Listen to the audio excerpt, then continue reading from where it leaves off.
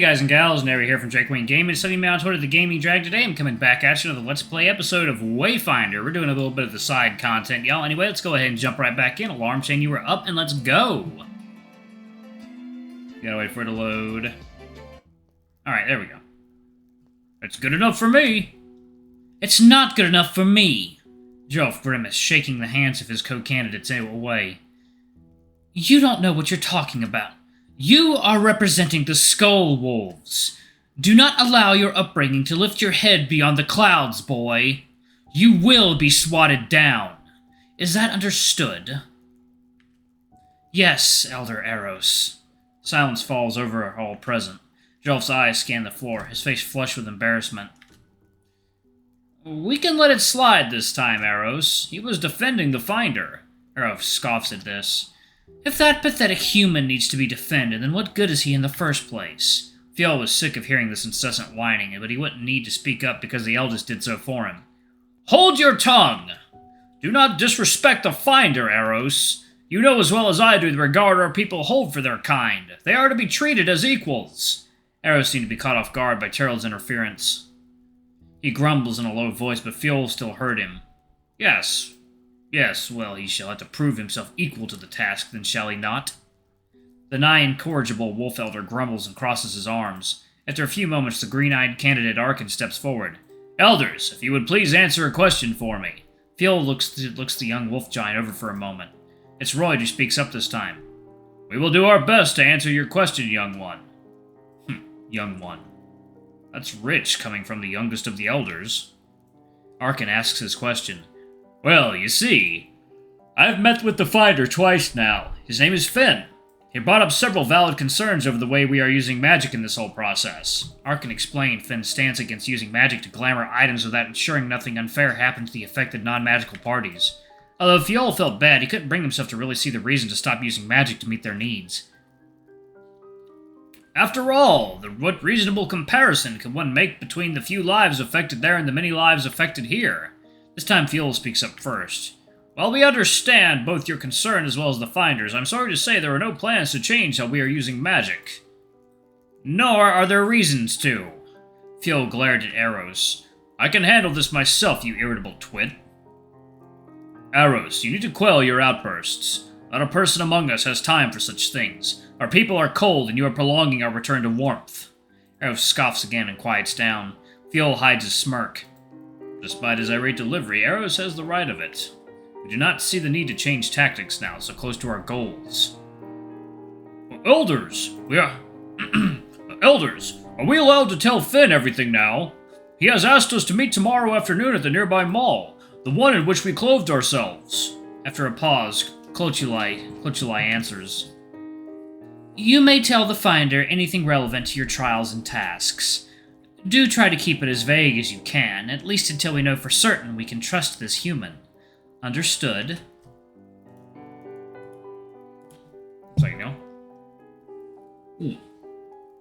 Alright. The three wolf giants nod. Good. Now, we must soon head back to the village of the Spear. In order to finish the rites, all candidates and overseers must use the howl to confirm that they understand their next orders.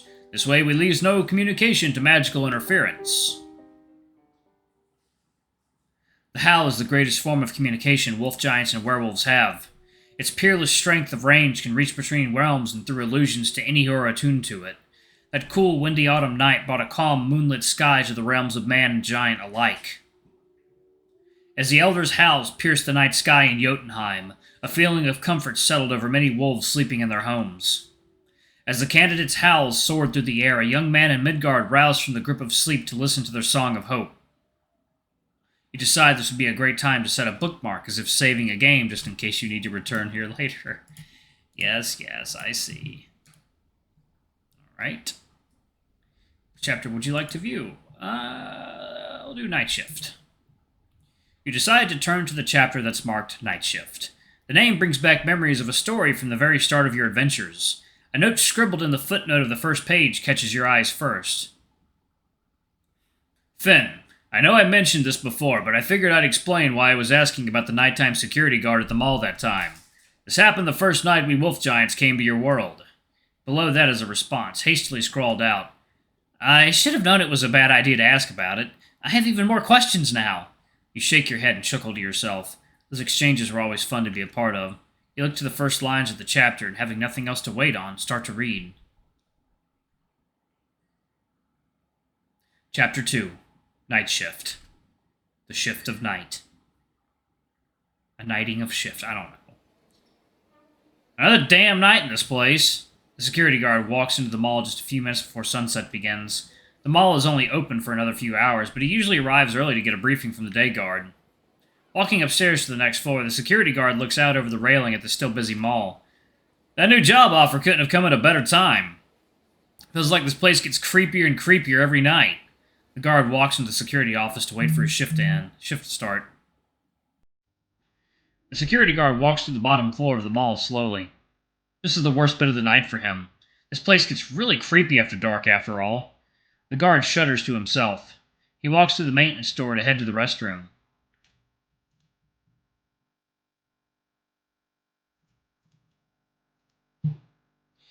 After he disappears, the wolf giants who had been hiding under glamour just behind him come out of the shadows. One of them speaks up.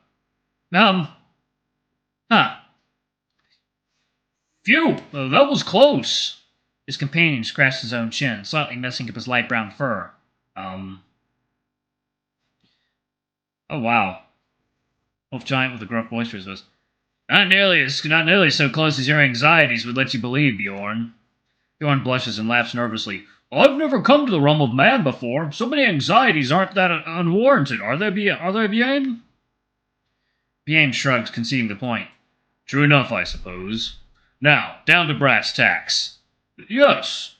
The darker brown wolf giant looks around above the two of them, scanning through his glasses. They were sent through to this realm only half a day before, and though they were allowed to use their usual garb, the elders encouraged the candidates to use this as an opportunity to show their resourcefulness. Ooh. Oh god, please don't let this music be copyrighted. It's damn good. The elders had recommended this place, the mall, to all the potential candidates. I'm gonna lower that a bit just in case. There we go. Okay, there we go. Alright, perfect. Alright. The elders had recommended this place, the mall, to all the potential candidates so they could find some vestments to wear to blend in. Bjorn nudges Bjame and points to a clothing store up above the two. Just as they are about to head up the door, the security guard returns through the door. Bjame quickly casts a glamour spell over the two of them, making the wolf giants entirely see-through. The guard stops for a second, slowly looking over where Bjorn and Bjame had been standing. Hello? Is someone there? I swear I just heard someone over there. Whatever, I don't need to deal with this for much longer. That hospital job comes with a guarantee of no night shifts. He sighs. Just a few more nights, Tyler. Bjorn tries not to squeal as the Tyler walks past the two wolf giants. Huh! Geral enters the clothing store quietly and scans its stock. Seeing some clothes he likes on a mannequin, the silvery wolf giant moves toward them. He comes to a stop suddenly as he hears the nighttime security officer walking close to the store's entrance. Geral waves a hand over himself to cast a glamour of invisibility. He knows he can't hold it for long, but hopefully it will last long enough. After half a minute, the guard walks on. When he's out of earshot, Geral lowers the invisibility glamour. Knowing what he knows about the human world from the elders, he appears human to non-finders and people who can't see through the veil in some way. They have things like cameras that they use which could pick up on the wolf giants normally. Because the glamour magic usually only works on those directly witnessing it, additional magic was needed to circumvent such things from recording their likeness as well. The elders themselves cast glamour magic weaved with strong intention magic on the potential candidates to ensure it. However, something as taxing as an invisibility glamour... Well, Geral is good at magic, but he is not even sure the elders themselves could hold such a spell for longer than a few minutes. Normal glamour magic relies on using a person's perception of reality against them. Changing something someone sees, smells, or hears into another thing is one thing. Making someone see nothing when something is there is something else entirely. Geral shrugs as he contemplates whether or not he'd be strong enough to cast it again for long enough if that guard were to return. As he finishes finding an outfit and changing, more footsteps echo out from behind him. Two wolf giants walk into the store, both of them tall with brown fur, one darker and one lighter. The darker of the two bears spectacles upon his face and is slightly taller than the other one who had lighter brown fur, both with amber-colored eyes. Haiti wolves. Geral recognizes them immediately. Geral rolls his eyes knowing that he wouldn't get away without having to interact with them. He's proven immediately right as he tries to walk past them and is stopped by the shorter of the two. Whoa, whoa, whoa! What's the rush, pretty boy? Heh. Geral couldn't possibly roll his eyes any harder. He steps back and regards the ones who stopped him. You both really ought to reconsider traveling together when stealth is required. The more of us there are gathering, the harder it will be to glamour over ourselves. Hey, thanks, like we asked. Heh. Geral sneers. You're that skull wolf, the one who gets sick real easy, yeah? What if I am? The taller of the two speaks up. I'm gonna look for clothes, Bjorn. Please let him go so you can look too. Yeah, right. I got you, Bjorn. He disregards Bjorn immediately and turns back to Geral. Bjorn wanders off to get dressed. So, is there a reason you're heckling me? Have you nothing better to do? And Bjorn chuckles and puts an arm around the smaller wolf giant, who immediately slinks away from his reach. Geral scoffs and walks away. Bjorn follows him closely while remarking fondly upon Geralf's looks. Bjorn rolls his eyes, too, and begins to look for clothes. Bjorn finally found an outfit that he likes. He likes on a mannequin next to a clothed one and a naked one. And, after ensuring nobody is nearby, he begins to try them on. Suddenly another wolf giant enters the clothing store, and Bjorn drops everything out of surprise. Eep! Both of them begin to laugh as Bjorn grabs the clothes up off the floor and starts to change into them. Hello, I had no idea someone else was in here getting clothes to blend in. Yes, my brother and I decided to come here after the elder suggested it. There was another wolf giant here, but my brother seemed to want to annoy him, so he probably won't be back. The other wolf giant, not my brother. He'll probably be back. The wolf giant who just arrived chuckled again as he nods along. Name's Arin. Nice to meet you. Oh, Bjorn, pleasure's mine. Well, Bjorn, I'm still, naked. Bjorn is taken aback. Sorry, I'll get out of your hair. Arin chuckles and looks around for clothes as Bjorn leaves. Arin finds an outfit that he likes on a mannequin who is posing in a group. The group of 3 mannequins is left entirely naked. When Arin begins to change, he notices Bjorn is no longer in the store. Arin slowly gets ready to put the clothes on. Arin hears fast footsteps coming from outside. How are you making the cameras blurry? I thought you were a ghost or something. I'm sorry, stop chasing me. Bjorn enters the room and stops when he sees Arin naked. Arin freezes up and slowly turns, exposing himself to Bjorn and the bewildered night guard who had stopped in his tracks, looking directly at Arin as he finishes slipping on his undergarments. The guard blushes hard and yells as Bjorn, also blushing, slips away. You fucker! Get out of here! The guard pulls out his baton and starts to run into the store after Arin. Arin blushes and hurriedly grabs all of his clothes and begins to run completely naked around a display, avoiding the guard. He scurries through the entrance to the store, and, to the guard's horror, launches himself over the railing to jump down below. Arin throws the clothes he took from the store on hastily and then runs off just as he sees the guards ascending the escalator. Arin finds an emergency exit, and as he's running through it, hears the security guard screaming, Another naked man? Hey there, handsome. You come here often? I'm done with this mall. I quit. You decide this would be a great time. Okay, that was great. Great timing, actually. Okay. That was hilarious.